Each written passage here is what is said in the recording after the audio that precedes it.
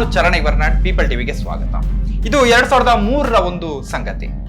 RSS ನ ಮುಖವಾಣಿ ಪಾಂಚಜನ್ಯದ ಆಗಿನ ಸಂಪಾದಕ ತರುಣ್ ವಿಜಯ್ ಅವರು ಸಂಪಾದಿಸಿದಂತಹ ಕಮ್ಯುನಿಸ್ಟ್ ಭಯೋತ್ಪಾದನೆ ಎನ್ನುವ ಒಂದು ಪುಸ್ತಕದ ಬಿಡುಗಡೆ ಕಾರ್ಯಕ್ರಮ ಇತ್ತು. ಸೊ HV ಶೇಷಾದ್ರಿ, ಮೋಹನ್ ಭಾಗವತ್, ಮದನ್ ದಾಸ್ ದೇವಿ ಇವರೆಲ್ಲ ಆ ಕಾರ್ಯಕ್ರಮದಲ್ಲಿ ಇದ್ರು. ಆ ಕಾರ್ಯಕ್ರಮದಲ್ಲಿ ಮಮತಾ ಬ್ಯಾನರ್ಜಿ ಕೂಡ ಇದ್ರು. ಕಮ್ಯುನಿಸ್ಟರ ಭಯೋತ್ಪಾದನೆಯ ವಿರುದ್ಧ ಹೋರಾಟ ಮಾಡೋದಕ್ಕೆ RSS ನಮಗೆ ಕೇವಲ 1% ಬೆಂಬಲ ಕೊಟ್ರೆ ಸಾಕು, ನಾವು ಕೆಂಪು ಭಯೋತ್ಪಾದನೆಯ ವಿರುದ್ಧ ಹೋರಾಟ ಮಾಡೋದಕ್ಕೆ ಸಾಧ್ಯ ಆಗತ್ತೆ ಅಂತ ಮಮತಾ ಬ್ಯಾನರ್ಜಿ ಆ ಕಾರ್ಯಕ್ರಮದಲ್ಲಿ ಹೇಳಿದ್ರು. RSS ನವರು ನಿಜವಾದ ದೇಶಭಕ್ತರು, ನೀವು ದೇಶವನ್ನ ಪ್ರೀತಿಸ್ತೀರಿ, ಈ ದೇಶದ ಸಣ್ಣ ಪುಟ್ಟ ಪ್ರದೇಶಗಳ ಬಗ್ಗೆ ಕೂಡ ನಿಮಗೆ ಕಾಳಜಿ ಇದೆ ಅಂತ ಆ ಕಾರ್ಯಕ್ರಮದಲ್ಲಿ ಭಾಷಣ ಮಾಡ್ತಾ ಹೇಳಿದ್ರು. ಸೊ ಆ ಪುಸ್ತಕ ಏನಿದೆ, ತರುಣ್ ವಿಜಯ್ ಅವರ ಪುಸ್ತಕ, ಅದು ಬಂಗಾಳ ಮತ್ತೆ ಕೇರಳದಲ್ಲಿ ಕಮ್ಯುನಿಸ್ಟ್ ಭಯೋತ್ಪಾದನೆಯನ್ನ ಮತ್ತು ಜಾರ್ಖಂಡ್ ಮತ್ತೆ ನೇಪಾಳದಲ್ಲಿ MCC ಉಗ್ರಗಾಮಿಗಳ ಭಯೋತ್ಪಾದನೆಯನ್ನ ಎತ್ತಿ ತೋರಿಸ್ತದೆ. ನಾನು ಆ ಪುಸ್ತಕವನ್ನ ತುಂಬ ಹೃದಯದಿಂದ ಸ್ವಾಗತಿಸ್ತೇನೆ. ಹಮ್ ಲೋಗ್ ದಿಲ್ ಸೆ ಅದನ್ನ ಸ್ವಾಗತಿಸ್ತೇವೆ ಅಂತ ಅವರು ಹೇಳಿದ್ರು. ಕಮ್ಯುನಿಸ್ಟರ ವಿರುದ್ಧ ನಿಮ್ಮ ಹೋರಾಟದಲ್ಲಿ, ಅಂದ್ರೆ RSS ನ ಹೋರಾಟದಲ್ಲಿ ನಾನು ಜೊತೆಗೆ ಇದ್ದೇನೆ ಅಂತ ಮಮತಾ ಬ್ಯಾನರ್ಜಿ ಭಾಷಣ ಮಾಡ್ತಾ ಹೇಳಿದ್ರು.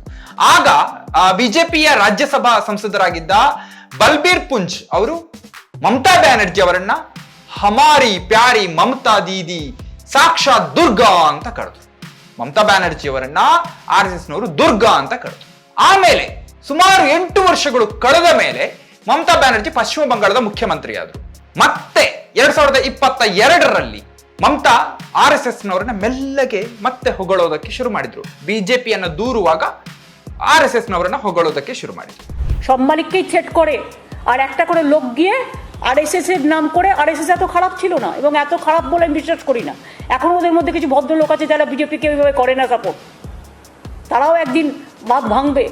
RSS ಹಿಂದೆ ಅಷ್ಟೊಂದು ಕೆಟ್ಟದಾಗಿರಲಿಲ್ಲ, ಅವರು ಅಷ್ಟು ಕೆಟ್ಟವರು ಏನೋ ಅಲ್ಲ, ಆದ್ರೂ ಕೂಡ RSS ನಲ್ಲಿ ತುಂಬಾ ಜನ ಒಳ್ಳೆಯವರಿದ್ದಾರೆ, ಅವರಿಗೆ ಬಿಜೆಪಿಯನ್ನ ಬೆಂಬಲಿಸೋದಕ್ಕೆ ಸಾಧ್ಯ ಆಗ್ತಾ ಇಲ್ಲ, ಅವರು ಕೂಡ ಒಂದು ದಿನ ಮೌನ ಮುರಿತಾರೆ ಅಂತ ಬಿಜೆಪಿಯ ಮೇಲಿನ ದ್ವೇಷವನ್ನ ಮತ್ತೆ ತಮ್ಮ ಹಳೆಯ RSS ಪ್ರೇಮವನ್ನ ಸ್ವಲ್ಪ ಸಾಫ್ಟ್ ಆಗಿ ಮಮತಾ ಬ್ಯಾನರ್ಜಿ ಹೊರಗೆ ಹಾಕಿದ್ರು. ಇದೆಲ್ಲ ಆದ ಮೇಲೆ ಈಗ 2026ರಲ್ಲಿ ಲೆಕ್ಕಾಚಾರ ಉಲ್ಟಾ ಪಲ್ಟಾ ಆಗಿದೆ. ಒಂದು ಕಾಲದಲ್ಲಿ 1% ಸಪೋರ್ಟ್ ಕೊಡಿ ಅಂತ ಮಮತಾ ಬ್ಯಾನರ್ಜಿ ಕೇಳಿದ್ದ RSS ಈಗ ಅವರ ರಾಜ್ಯವನ್ನ 100% ಕಬ್ಜಾ ಮಾಡಿದೆ. 2026ರ ಈ ಚುನಾವಣೆಯಲ್ಲಿ ಪಶ್ಚಿಮ ಬಂಗಾಳದಲ್ಲಿ ಬಿಜೆಪಿ ಗೆದ್ದಿದೆ. ಬಿಜೆಪಿಯ ಎಲ್ಲ ಕಾರ್ಯತಂತ್ರಗಳನ್ನ ಭಾರತೀಯ ಚುನಾವಣಾ ಆಯೋಗ ಅಚ್ಚುಕಟ್ಟಾಗಿ ಕಾರ್ಯರೂಪಕ್ಕೆ ತಂದಿದೆ.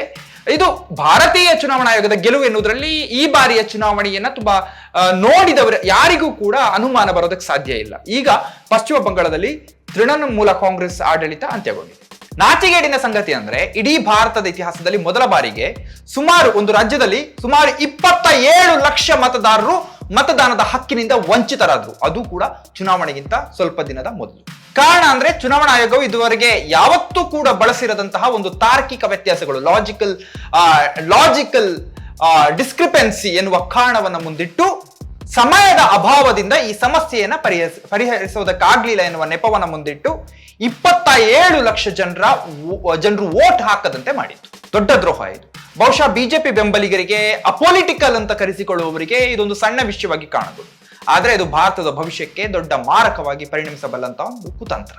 ಸ್ವತಂತ್ರ ಮತ್ತೆ ನ್ಯಾಯಸಮ್ಮತವಾದ ಚುನಾವಣೆಗಳು ನಡಿಬೇಕೆನ್ನುವುದು ಸಂವಿಧಾನದ ಆಶಯ. ಒಬ್ಬನೇ ಒಬ್ಬ ಮತದಾನ ಮಾಡುವ ಹಕ್ಕನ್ನ ಕಳ್ಕೊಂಡಿದ್ರು ಕೂಡ ಆ ಚುನಾವಣೆಯನ್ನ ನ್ಯಾಯಸಮ್ಮತ ಚುನಾವಣೆ ಅಂತ ಕರೆಯೋದಕ್ಕೆ ಸಾಧ್ಯ ಇಲ್ಲ. ಇದು ಗಣತಂತ್ರ ವ್ಯವಸ್ಥೆಯ ಮೇಲೆ ಯಾವ ರೀತಿಯ ಕೆಟ್ಟ ಪರಿಣಾಮವನ್ನು ಬೀರುತ್ತದೆ ಅನ್ನುವುದನ್ನ ಸದ್ಯಕ್ಕೆ ಉಳಿದಿರುವ ಪ್ರಜಾಪ್ರಭುತ್ವವಾದಿಗಳು ಚಿಂತಿಸಬೇಕಾಗಿದೆ.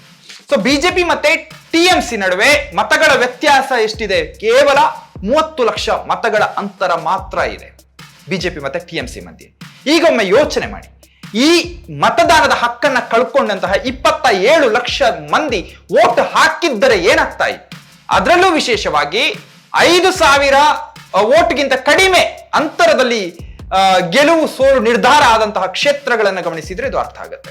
ಮಮತಾ ಬ್ಯಾನರ್ಜಿ ತಾವು ಮುಖ್ಯಮಂತ್ರಿ ಪದವಿಗೆ ರಾಜೀನಾಮೆ ಕೊಡಲ್ಲ ಅಂತ ಪಟ್ಟು ಹಿಡಿದಿರೋದು ಈ ಎಲ್ಲ ಅನ್ಯಾಯಕ್ಕೆ ತೋರಿದ ಪ್ರತಿರೋಧದ ಸಂಕೇತವಾಗಿ ನಮಗೆ ಕಾಣುತ್ತದೆ.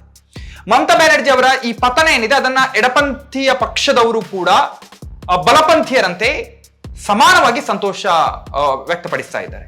ಆದ್ರೆ ಈ ಚುನಾವಣಾ ಪ್ರಕ್ರಿಯೆಯ ಮಹಾ ದುರಂತವನ್ನ ಎಡಪಂಥೀಯರು ಕೇವಲ ಮಮತಾ ಬ್ಯಾನರ್ಜಿಯ ಮೇಲಿನ ದ್ವೇಷದಿಂದ ಕಡೆಗಣಿಸೋದಕ್ಕೆ ಸಾಧ್ಯವೇ ಇಲ್ಲ.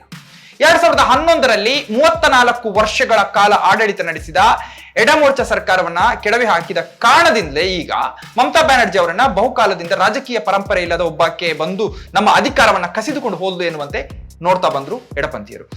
ಸಿದ್ಧಾಂತಗಳ ಹಿನ್ನೆಲೆ ಇದ್ದ ಒಂದು ಬೃಹತ್ ಸಂಘಟನೆ ಹೊಂದಿದ್ದಂತಹ ಎಡಪಂಥೀಯ ಪಕ್ಷವನ್ನ ಸೋಲಿಸೋದಕ್ಕೆ ಮಮತಾ ಬ್ಯಾನರ್ಜಿ ಮಾಡಿದ ದೊಡ್ಡ ಕೆಲಸ ಏನಂದ್ರೆ ಕೈಗಾರಿಕಾ ಘಟಕಗಳನ್ನ ಸ್ಥಾಪಿಸೋದಕ್ಕೆ, ಕೃಷಿ ಭೂಮಿಯನ್ನ ಪಡೆದುಕೊಳ್ಳೋದಕ್ಕೆ ಕಬಳಿಸೋದಕ್ಕೆ ಮುಂದಾದಂತಹ ಉದ್ಯಮಿಗಳ ವಿರುದ್ಧ ರೈತ ಸಮುದಾಯವನ್ನ ಸಂಘಟಿಸಿತು.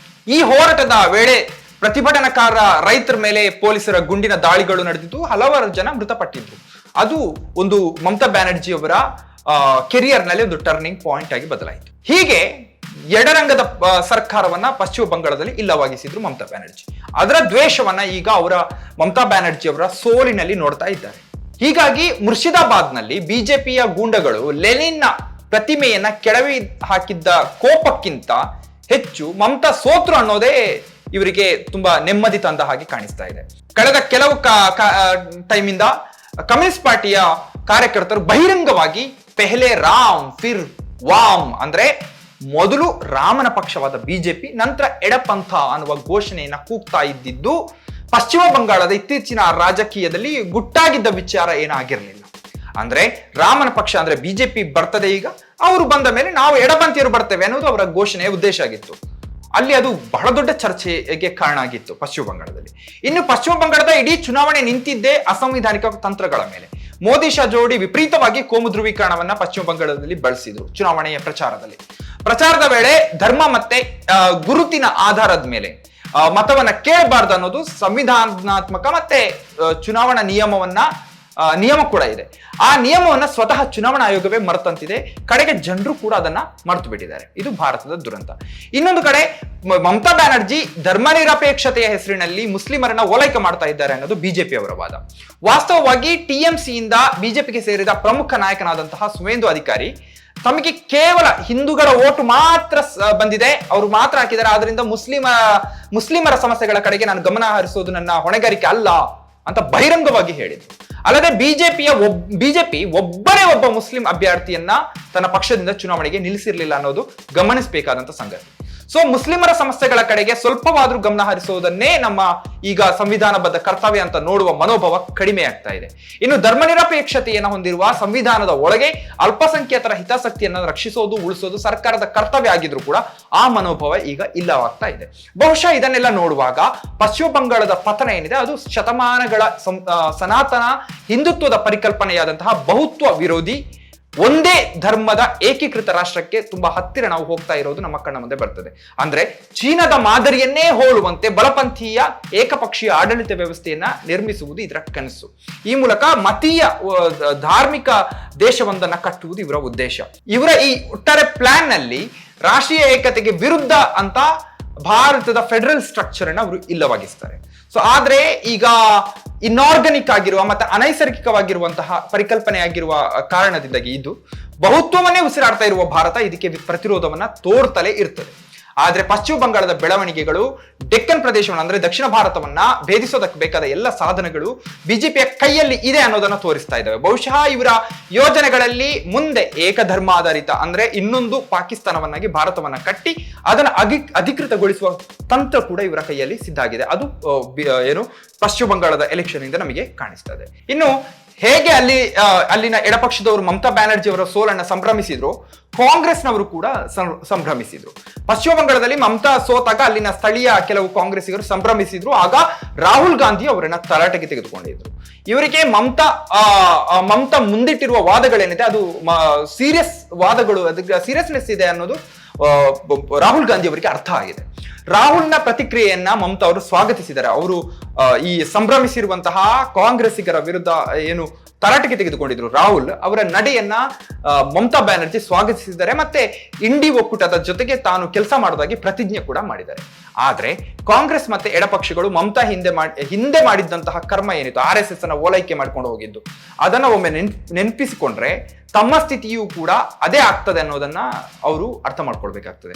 ಇಲ್ಲಿ ಪರಸ್ಪರ ರಾಜಕೀಯ ದ್ವೇಷಕ್ಕೆ ತಮ್ಮದಲ್ಲದ ಒಂದು ಅಪಾಯಕಾರಿ ಸಿದ್ಧಾಂತದ ಜೊತೆಗೆ ಡೈರೆಕ್ಟ್ ಆಗಿ ಅಥವಾ ಇಂಡೈರೆಕ್ಟ್ ಆಗಿ ನಿಂತ್ಕೊಂಡ್ರೆ, ಬೆಂಬಲ ಕೊಟ್ರೆ ಅದೇ ಅಪಾಯಕಾರಿ ಶಕ್ತಿ ನಮ್ಮನ್ನೇ ಕೊನೆಗೆ ನುಂಗಿ ಜೀರ್ಣಿಸಿಕೊಳ್ಳುತ್ತದೆ. ಅದಕ್ಕೆ ಮಮತಾ ಬ್ಯಾನರ್ಜಿ ಉದಾಹರಣೆ.